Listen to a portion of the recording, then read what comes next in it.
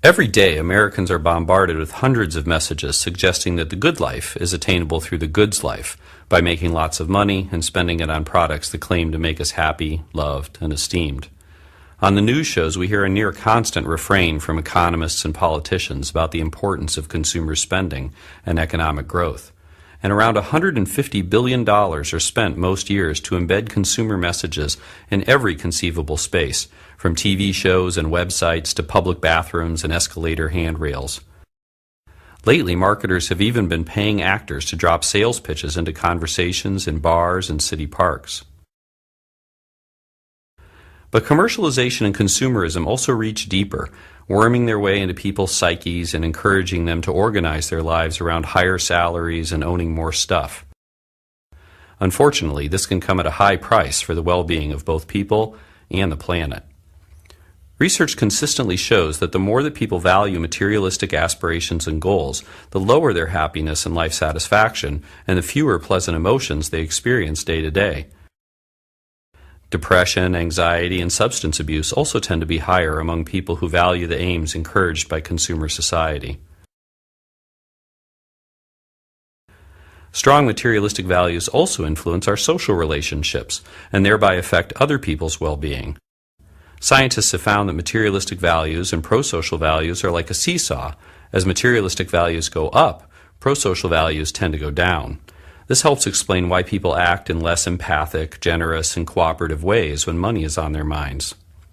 When people are under the sway of materialism, they also focus less on caring for the earth. The same type of seesaw is at work here. As materialistic values go up, concern for nature tends to go down. Studies show that when people strongly endorse money, image, and status, they are less likely to engage in ecologically beneficial activities like riding bikes, recycling, and reusing things in new ways. Clearly, if we hope to have a happier, more socially just, and more ecologically sustainable world, then we need to develop ways to diminish the power of materialistic values in our personal lives and in society. Two basic principles for change can help frame the way forward. First, we need to understand what causes people to prioritize materialistic values. For instance, studies show that people focus more on material things when they feel insecure. So instead of buying a new handbag or power tool the next time you've had a blow to your self-esteem, consider a different coping strategy, like spending time with friends or taking a walk outside. Scientists also know that the more that people are exposed to the media, the more they prioritize materialistic values.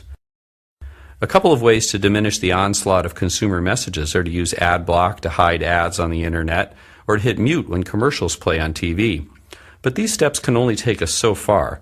We also need to get active and start to remove advertising from public spaces and from our children's schools so that people aren't exposed to materialistic messages so often.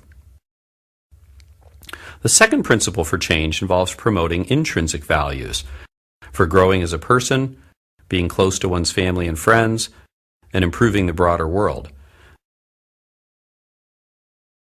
The research shows that intrinsic values not only promote personal, social, and ecological well-being, but can also act to immunize people against materialism. It's that seesaw again. As intrinsic values go up, materialistic values tend to go down. So part of the trick is to build a life that expresses your intrinsic values. That might involve spending more time with people you care about, finding meaningful work, even if it pays less, and taking part in volunteer opportunities for causes you care about. But again, changing our lifestyles is not enough. We also need to advocate for policies that promote intrinsic values. For example, countries like France and Bhutan have recognized that they can't only focus on GDP and other measures of economic growth. Now they are starting to regularly assess citizens' well-being and sense of connection to their communities so as to develop policies that truly encourage these intrinsic values. Similar efforts are underway in some parts of the United States, but they need more support.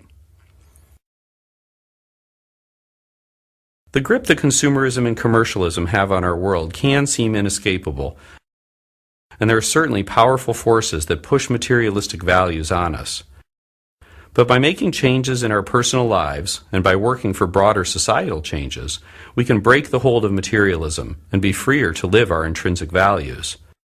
That, in turn, would help us to take important steps toward greater personal well-being, a more humane society, and a more sustainable world.